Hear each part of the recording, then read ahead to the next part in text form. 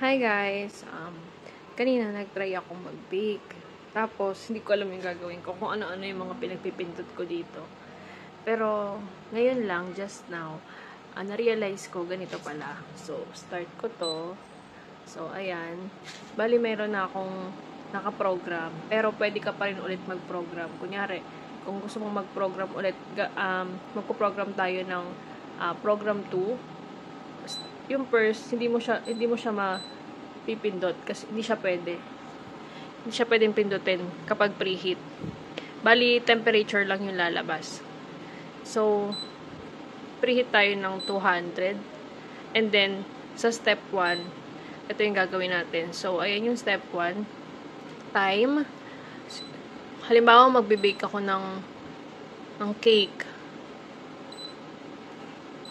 Mga 35 to 40 minutes. Cake, ayan. Moist cake. Tapos yung temperature niya is less than 180. Mga 150 lang. Ayan. Tapos yung steam niya, 0. Then, yung pan niya, 0 din. Tapos, yung 2 niya, ayan, isi-0 ko siya. Yan. So, pag siniro mo siya, wala nang step 3. So, check ulit natin. So, ito. 40 minutes. Tapos, isi-save na natin siya sa P2.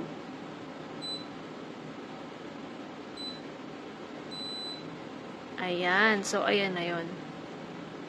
So, yun lang guys. Ito po yung Bakerlock Shop Pro. Ganun lang. Tapos, pag magbe-bake kasi itong program 1, isinet ko siya sa cookies. Pag magbe-bake ako ng cookies, ito yung nakaset sa akin.